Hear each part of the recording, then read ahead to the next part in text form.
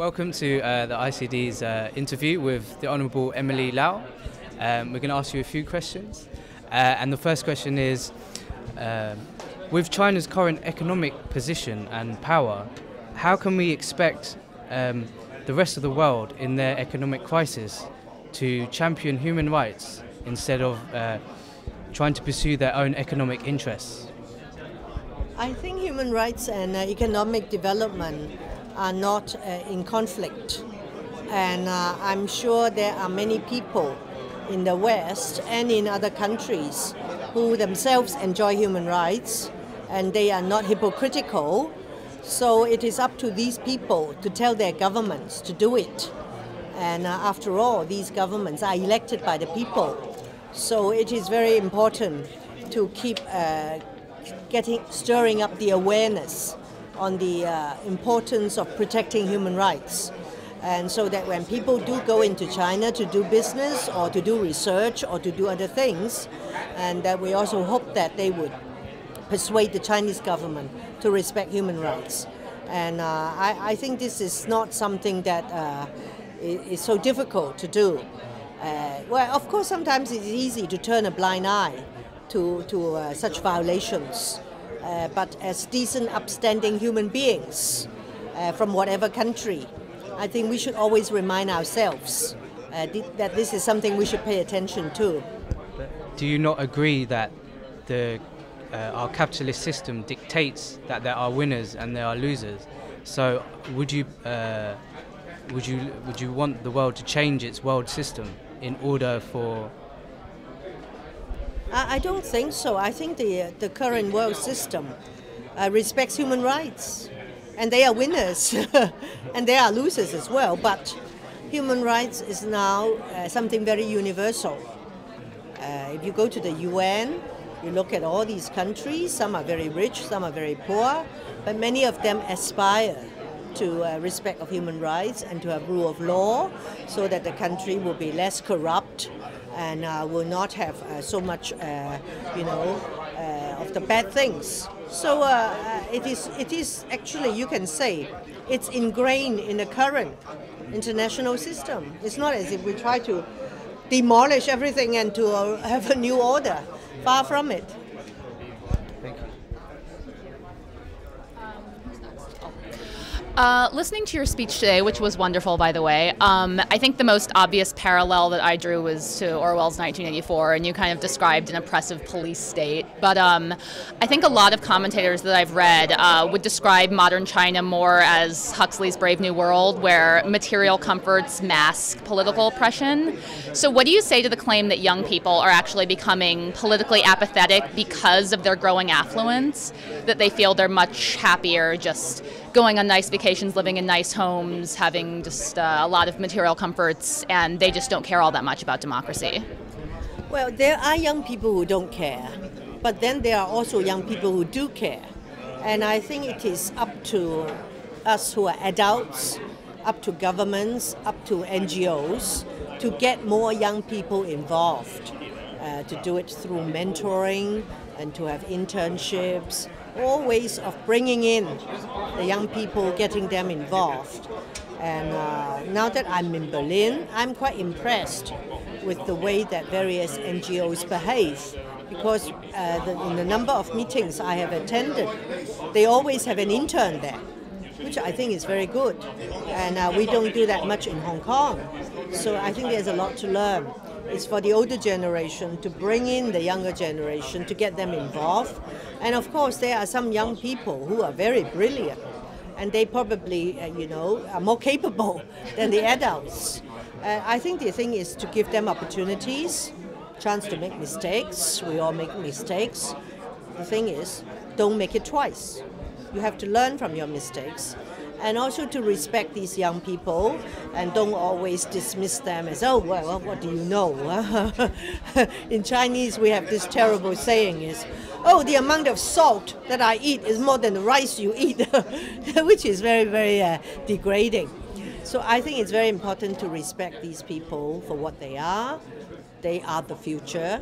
So it's very important to involve them, and I'm optimistic. I think that given the opportunities, many young people from whatever ethnic or national background. They like to get involved. So it is just giving them the chance and showing them the way. And otherwise, of course, they could be lost. First of all, thank you very much for an inspirational speech. And following on to maybe Jason's question as well, do you think that in order to promote human rights, we have to advance on an individual level, that states are not able to take that role because of the duplicity, because of the hypocrisy we are experiencing? Do you think the initiative has to come from an individual level? Well, I guess initiatives have to come from all levels. It would not be right to just write off the state or to write off big organizations, because they can be very influential. But we start from the individual. We have small groups, bigger groups, NGOs, and then the government. So we have to engage them in all levels. And so we mustn't write any group off. Sometimes it may be difficult, but that's life.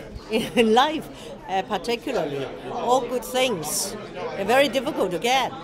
But because they are so valuable, so we are prepared to make sacrifices so that we can get those things. So I think in governments, they are very important. We have to keep engaging them.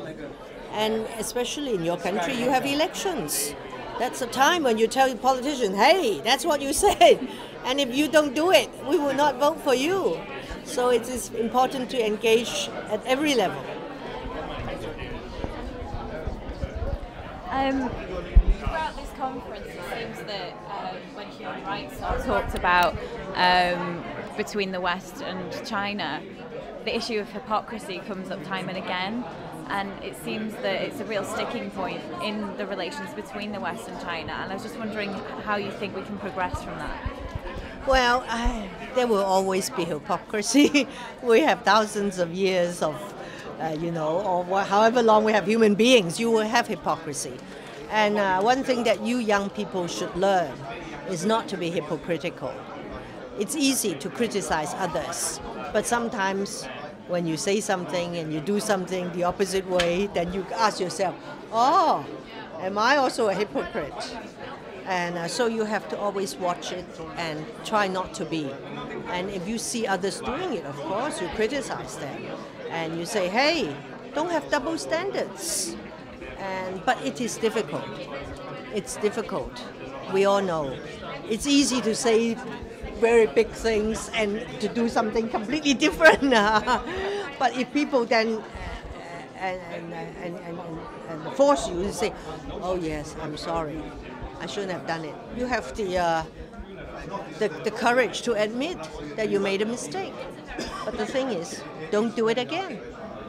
So it is difficult. You will see many adults, many governments, many big business being hypocritical. They may tell you that if I don't do that, I won't survive. They say, wow, if you do that, you shouldn't survive. And do you think the same applies on an international level? Oh, definitely, definitely. This world, I mean, we like it or not, it's not perfect. It's filled with hypocrisy, filled with hatred, filled with contradictions and all that. It's for us, decent, upstanding human beings, to make sense out of it and to find the values that we believe in and to cherish them and to make sure they don't disappear or wither away.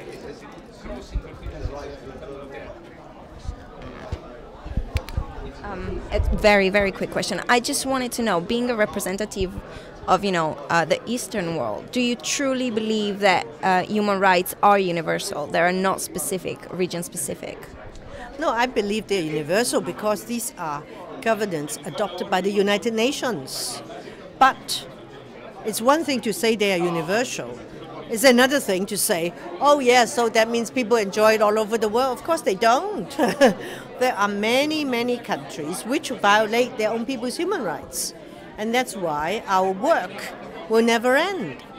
And even if you are currently in a country in which you enjoy human rights, you cannot take it for granted. Because one fine day, your rights may be taken away. So, rights should not be like decorations on the wall. What you must do is every now and then you take it down, you brush it, exercise it, because maybe suddenly you take it down, you find it's already broken. So you should always try to exercise your rights. And maybe one day you find that, oh, you want to demonstrate, you want to do this, and the government say, no, you can't. You do it, I will arrest you. Then you know your rights are being threatened.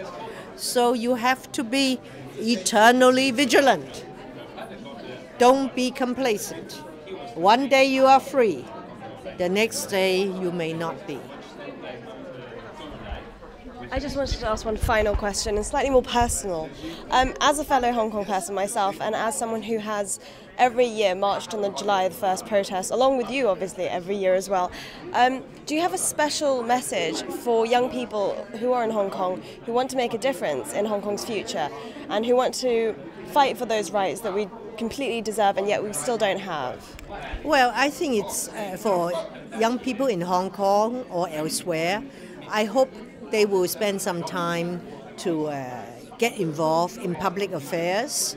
I know many say they are very busy studying, but if they want to, if they put it as a top priority, they can spend time to care about other people, care about how the government does or does not do its work well.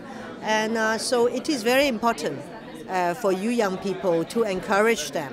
And we, in the Legislative Council, we are always very eager to reach out to the public, including the young people. I myself, I go quite regularly to schools to speak to them. And I think it is important to engage them because they are the future of the community. So for young people, we must let them know that we think they are very important, and it is very important for them to be engaged. I agree. Thank you very much. Thank you. Thanks.